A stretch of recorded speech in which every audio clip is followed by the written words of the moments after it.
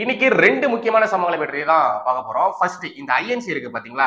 அதாங்க இந்த இந்திரா நேஷனல் காங்கிரஸ். அந்த இந்திரா நேஷனல் காங்கிரஸ் இப்போ அவங்களுடைய சுய அடையாளத்தை வெளியே காட்டியிருக்காங்க. ஐ மீன் அவங்களுடைய உண்மையான முகத்தை வெளியே காட்டியிருக்காங்க.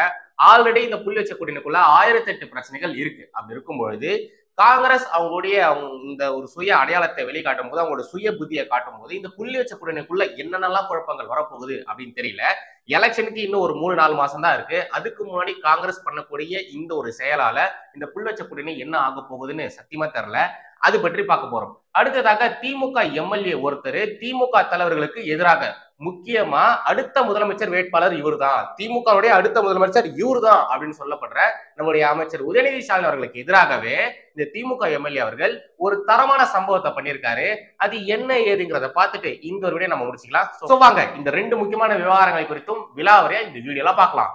எப்பொழுதும் எதிராசன் வடிவழகு என் இதய தொழுதால் இல்லை எனக்கெதிர் இல்லை எனக்கெதிர் இல்லை எனக்கெதிரே ஸ்ரீமதே ராமானுஜாய நமஹா.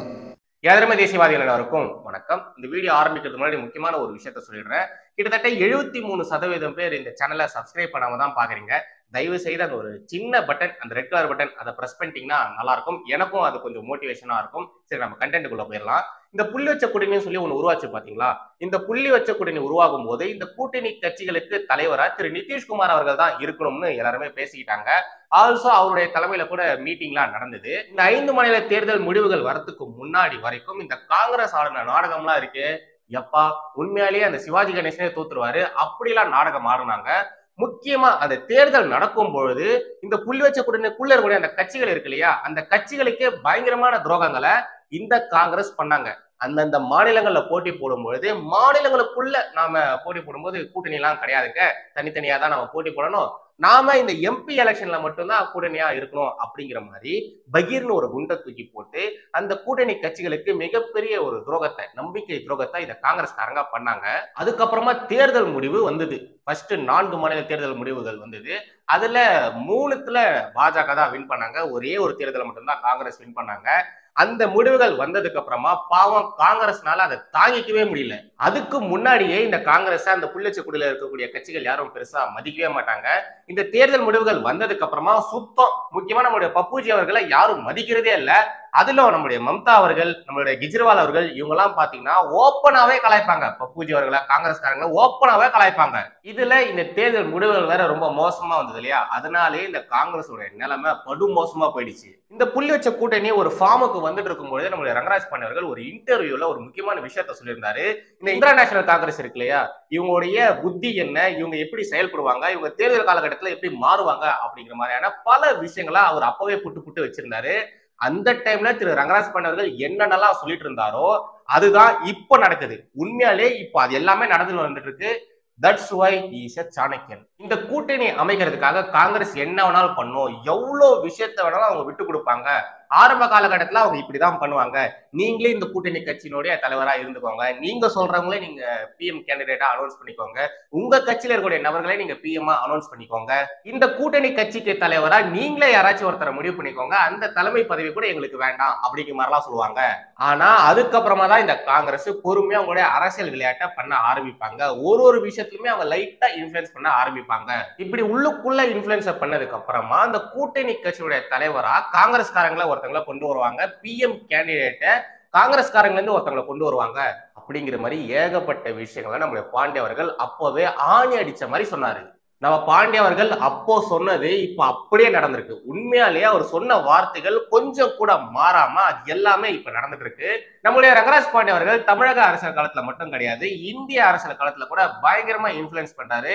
சோ அவர்கள் இருந்தார் பாத்தீங்களா, சோ அவர்கள் மாதிரியே திரு ரங்கராஜ் பாண்டே அவர்களும் இருக்காரு. இங்க இன்னொரு விஷயத்தையுமே கண்டிப்பா சொல்லி ஆகணும். எப்படி திரு சோ அவர்கள் எல்லா அரசியல் தலைவர்கள்கிட்டயுமே நல்ல விதமா பழகுவாரோ, எப்படி எல்லாருக்கிட்டுமே இன்ஃபுளுன்ஸோட இருந்தாரோ, அதே மாதிரிதான் திரு ரங்கராஜ் பாண்டே அவர்களும் இப்ப இருக்காரு.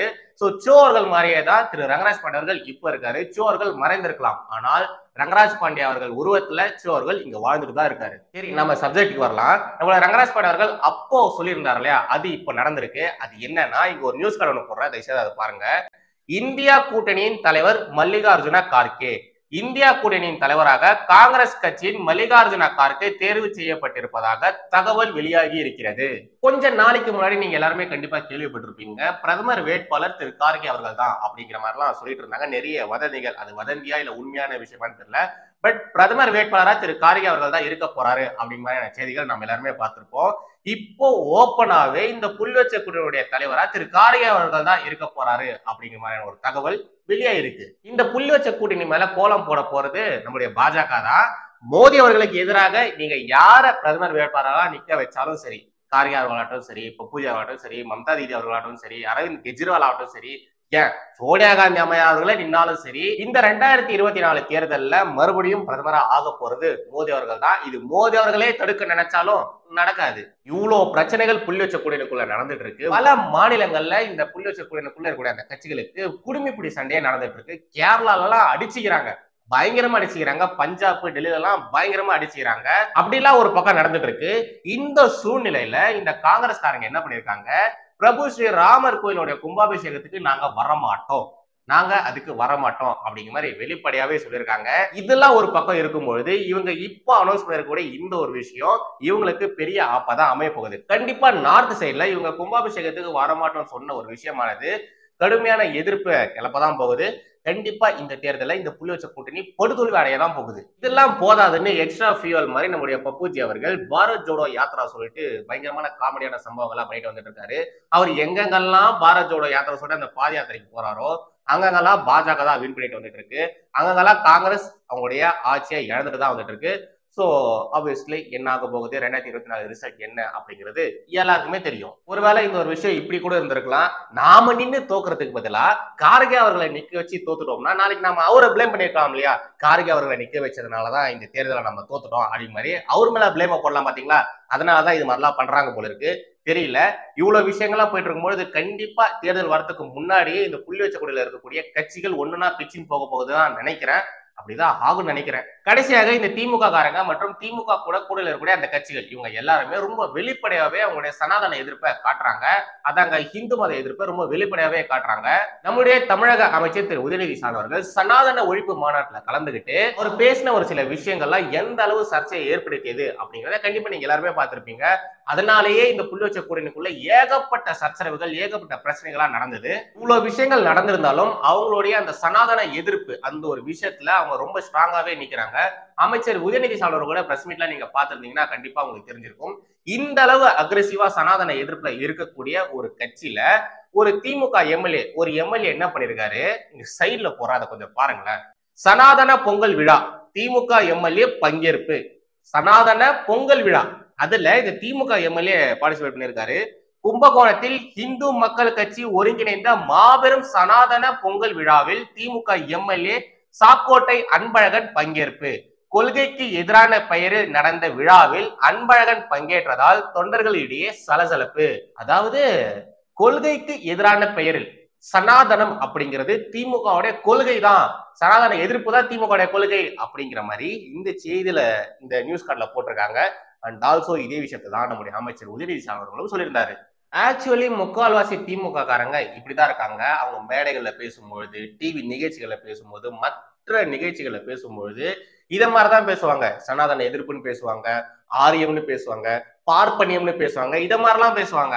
ஆனா அந்த மேடையில இருந்து கீழே இறங்கி வந்ததுக்கு அப்புறமா அவங்க பேசின விஷயத்துக்கு எதிராக தான் அவங்க நடந்துப்பாங்க. அவங்க சொல்ற விஷயத்தையே அவங்க கடைபிடிக்கவே மாட்டாங்க. இந்த டெங்குவை, கொசுவை, மலேரியாவை எப்படி ஒழிக்கணுமோ அத மாதிரிதான் சனாதனத்தையும் ஒழிக்கணும், அதை எதிர்க்க கூடாது, ஒழிக்கணும் அப்படிங்கிற மாதிரி அந்த கட்சியினுடைய மிக முக்கியமான அமைச்சர், வருங்கால துணை முதலமைச்சர் அப்படின்னு சொல்லப்படுகிற உதயநிதி ஸ்டாலின் அவர்கள் பேசியிருந்தாரு. ஆனா பாருங்க, அந்த கட்சியில இருக்கக்கூடிய ஒரு எம்எல்ஏ சனாதன பொங்கல் விழால கலந்துகிட்டு இருக்காரு.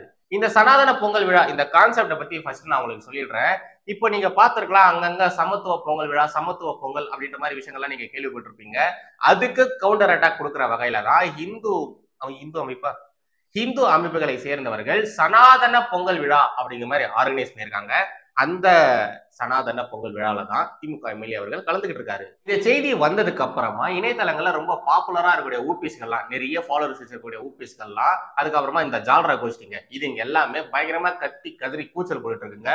முக்கியமா இந்த பெரியார்வாதிகள் இவங்க எல்லாருமே திமுக எம்எல்ஏ அவர்களுக்கு எதிராக பயங்கரமா கூச்சல் போட்டுட்டு சுத்திட்டு இருக்காங்க.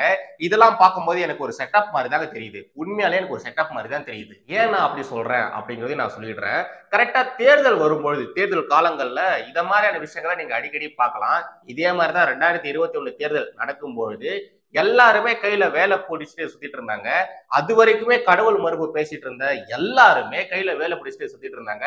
ஈவன் சனாதன தர்மத்தை வேறொருப்போம் சொல்ற நம்மளுடைய அண்ணன் தோல் திருமாவளவர்கள் கூட கையில வேலை பிடிச்சிட்டு சுத்திட்டு இருந்தாரு. இத மாதிரி தேர்தல் காலங்கள் நெருங்கும் பொழுது, தேர்தல் எல்லாம் வரும்பொழுது நாங்கள் எல்லாருமே இந்துக்களுக்கு இணக்கமாக இருக்கிறோம், நாங்களும் இந்துக்கள் தான், நாங்களும் இந்துக்களுக்கு ஆதரவு தெரிவிப்போம் தான், இந்துக்களுக்கான பாதுகாப்பு கொடுக்கக்கூடியவர்களும் நாங்க தான் அப்படிங்கிற மாதிரிலாம் புதுசா கலப்புவாங்க. அதாவது 4.5 வருஷம் இந்துக்களுக்கு எதிராக, இந்துக்களுடைய நம்பிக்கைகளுக்கு எதிராக பேசுவாங்க. ஆனா தேர்தல் காலகட்டத்துல இந்துக்களுக்கு எதிராக பேச மாட்டாங்க. அது மாதிரி விஷயங்கள் எது பற்றியுமே அவங்க வாய் திறந்து பேசவே மாட்டாங்க. அதற்கு மாறாக இது மாதிரி இந்து பண்டிகைகளை கலந்துக்கிறது, சனாதன பொங்கல்னு சொல்றது, தீபாவளிக்கு வாழ்த்து சொல்றது, இது மாதிரிலாம் பண்ணுவாங்க. ஆனா 4.5 வருஷம் பாத்தீங்கன்னா ஒரு இந்து பண்டிகைகளுக்கு கூட வாழ்த்து சொல்லியிருக்க மாட்டாங்க. ஆனா தேர்தல் காலகட்டங்கள்ல இது மாதிரியான விஷயங்களை நீங்க எல்லா இடங்களுமே பார்க்கலாம். அதனாலதான் சொல்றேன், இந்த ஒரு சம்பவமும் ஒரு டிராமாவா தான் இருக்கும். இது பிளான் பண்ணி திட்டமிட்ட ஒரு டிராமா தான் நான் இதை சொல்றேன். இதெல்லாம் தெரியாத மக்கள் தான் கண்டிப்பா இதை பார்த்துட்டு ஏமாறுவாங்க. பட் இந்த முறை அதுக்கான வாய்ப்பும் கிடையாது. ஏன்னா தமிழக மக்கள் நல்லாவே புரிஞ்சுக்கிட்டாங்க இவங்க எப்போ எந்த நேரத்துல என்ன பேசுறாங்க அப்படிங்கிறத மக்கள் எல்லாருமே தெளிவா புரிஞ்சுக்கிட்டாங்க. சோ இந்த முறை மக்கள் ஏமாறுவாங்களான்னா அதான் கிடையாது. கண்டிப்பா யாருமே ஏமாற போறது கிடையாது. தமிழக மக்கள் எமோஷனல் ஃபூல்ஸ், அவங்க நம்ம ஈஸியா ஏமாத்திரலாம் அப்படி மாதிரிலாம் நினைச்சுட்டு தான் இவ்வளவு நாள் இவங்க இது மாதிரியான ஒரு அரசியல் பண்ணிட்டு இருந்தாங்க. ஆக்சுவலி மக்கள் ஏமாறவும் செஞ்சாங்க. ஆனா இதுக்கப்புறமா அவங்க ஏமாறதுக்கு தயாரா இல்ல. இந்த முறை ஏமாற போகிறது தமிழக மக்கள், இந்து மக்கள் கிடையாது, இந்த திமுக காரங்க தான். அதை நீங்க எல்லாருமே பார்க்க தான் போறீங்க.